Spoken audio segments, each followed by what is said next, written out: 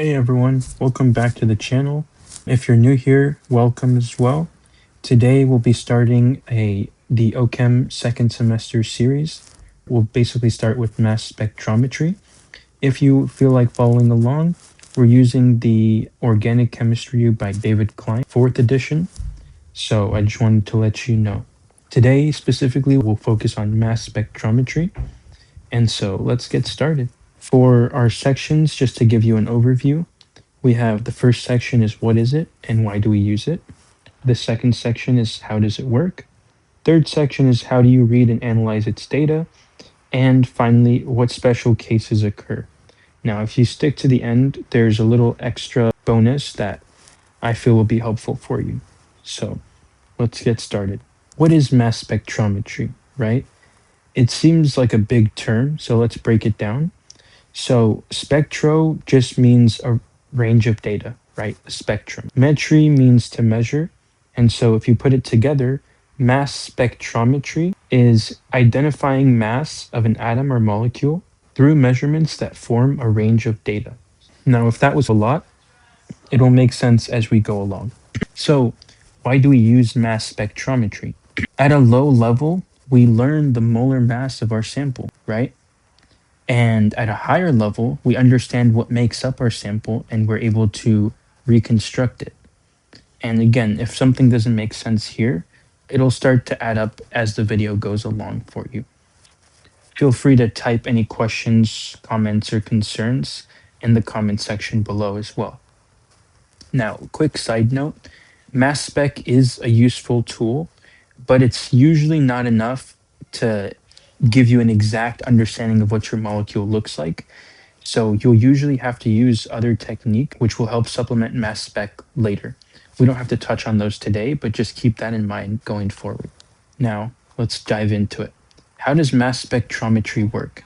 So first things first, let's look at what a mass spectrometry instrument looks like, and that's this over here. So we'll go through everything. First part is you put a sample into the mass spectrometer, which enters over here, right? This sample can either be a liquid or a solid. Either one doesn't really matter, at least for the purposes of this video. This sample is then vaporized. So if you have a liquid, it becomes a gas. If you have a solid, it becomes a gas. A vapor is just a form of gas, right? Now this vapor is then ionized. So meaning it goes from a neutral charge to a +1 charge. Now try to think to yourself how that could happen before we go into it, and you can type it down in the comments. So as you see over here, this sample is heated until it becomes a gas, and then it's hit with a beam of electrons, right? That beam of electrons turns it from a 0 charge to a +1 charge. So how exactly does that happen? There's one main method that we use in mass spectrometry, which is electron impact, right? So let's start with an analogy to help you understand it first. If you have a pool table right here, you have your cue ball, which is the white ball. If you act as if that's an electron, you can have it be rushed to this molecule, right? Once it hits the molecule, that molecule will have one electron leave. That's your analogy view of it, right? Now, what's really happening on the molecular level is you're using an electron to knock out an electron from another molecule. So let's take a look at what that looks like, molecular view. So you have a molecule over here, and this electron gets bombarded into it. It gets shot at it, right? You can think about the laser hitting a molecule. And what happens is then an electron leaves the orbit. It basically breaks the bond, and now you have a radical cation over here. Now, what you get is that this radical cation is still here. Sorry, this electron is still here from where it was. So originally it looked like that, it was 2. Now you only have 1, and so it creates a positive charge. Now these terms down here are used to identify this radical cation. So we'll touch on those in just a minute, but I just wanted you to be aware of this notation. So now let's move ahead. Now that this gas molecule has been ionized, The vapor is then split into smaller ions. This is sometimes spontaneous, meaning that because this radical cation is unstable, it really wants to do this, right? And so when it does that, it fragments, becomes different smaller pieces. This radical is stable, and this carbocation is stable, right? But this radical cation is not stable. And so what you get is now that these fragments are made, these pieces are then sped to a magnet. Now, you might be thinking, why do we need a magnet? Magnets help to keep the fragments separated by mass, and so you can see that over here. So, like we said, it gets ionized, and then it becomes a speeding ion going through this big old tube, right? And then the magnet helps to bend it into these different lines, keeping them separate. And that helps us when we get to see it graphed. And it does this based on its mass to charge ratio, m/z. And we'll touch on this in a second. Now, if that's the case, the detector senses the charged fragments, only the charged fragments, and those get graphed. So let's take a look again. Remember, this is a radical. It has no charge, so it's invisible to the detector. This is a carbocation. It has a charge, so it is visible to the detector. And this will make sense once we look at the graph. Now, once we move on from understanding how the mass spectrometer works, we can talk about how to read the output, right? So how do you read a mass spec graph? This is a mass spec graph over here, right? There's a lot going on here, but we'll erase some of it just to make it simpler for you, right? So before you even try to understand all of this, first thing, you want to understand the axes. So what is the x-axis? It's the mass to charge ratio. So keep in mind, because this might sound confusing, but we said earlier it's an ionized fragment, and so the charge is usually +1. So if you want to just do this, then m is just molar mass. So anything on the x-axis is the molar mass of that fragment, or whatever is being looked at. Now we have the y-axis. The y-axis is relative abundance. So how often does this occur? So you can see over here, you have this fragment, and it only occurs less than 20% of the time, right? Or in terms of how much of it there's very little, right? Versus this over here, which is 100%, which means every time you will get this fragment right here. And so once you understand that, you've understood, at least for the most part, the axes. And so what you want to look at after that is something called the base peak, which, just so you know right now, is the molar mass of the most stable fragment. So you can try to think about which one that would be. So I've written it over here for you. The base peak is the highest peak in terms of the y-axis, so the most abundant one. And you can see that right here. This is your base peak, the highest point on the entire graph. This will come in handy later, and we'll explain that as we go along. Once you've identified your base peak, you can identify your m plus dot peak. And this is the molar mass of your entire sample. So let's go back, and we said we'd touch on this, so let's go right back to it. Remember over here when I said I want you to become familiar with these? This is what I was talking about. This radical cation is your M plus, or your molecular ion, or your parent ion. They all mean the same thing, but different ways of writing it. So what that means is this right here is your original molecule. It has some mass, let's just say 10. This has some mass. The thing is, you've only lost an electron, right? A single electron, which is basically a mass of 0. It's negligible difference. So what you have is, even after ionizing it, which is what we did over here, your mass is the same as the entire sample. And so remember how this has no charge? Let's write that for you. And this does have a charge. Your mass spectrometer can only see this. It cannot see this. And so What you need is a way to see what the mass of your original sample was. And these have the same mass.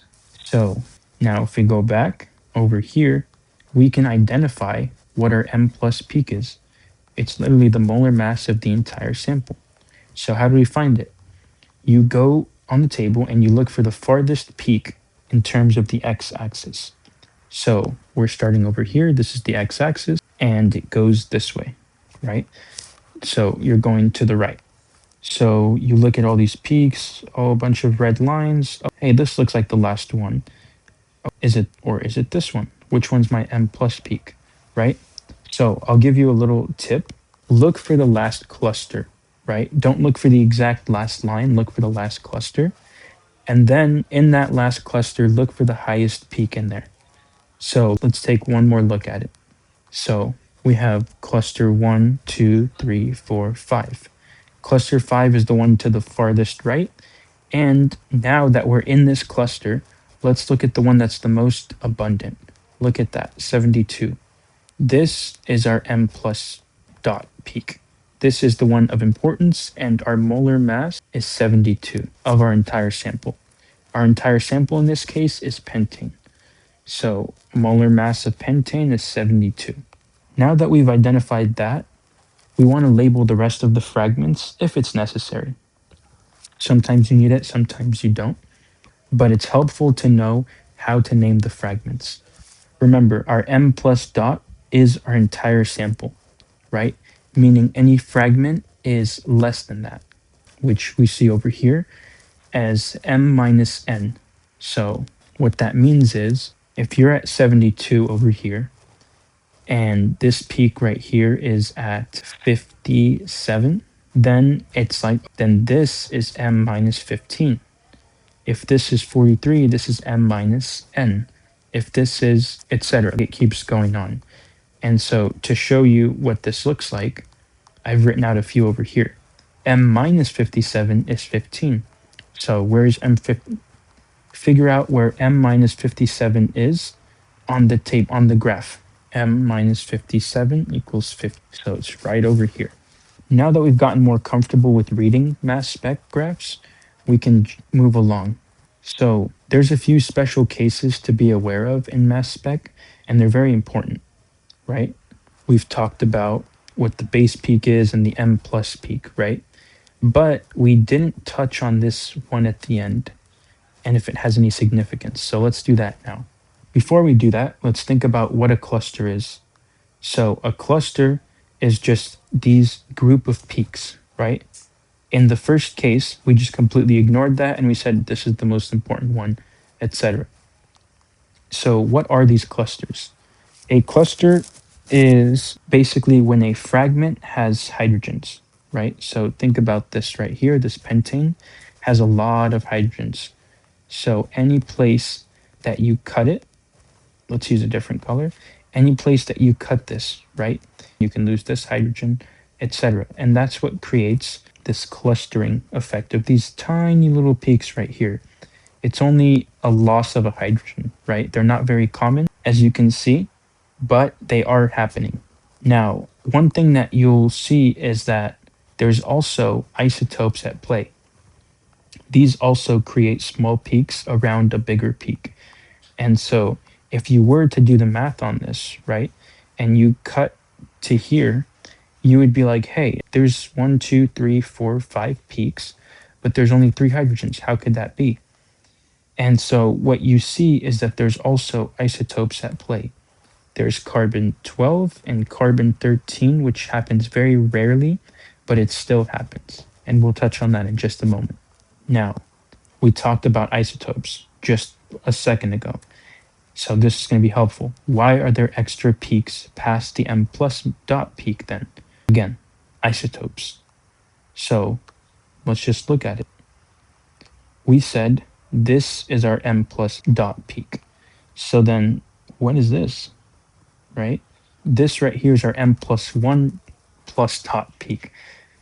And why that forms is because there's an isotope of carbon, which is carbon-13, right?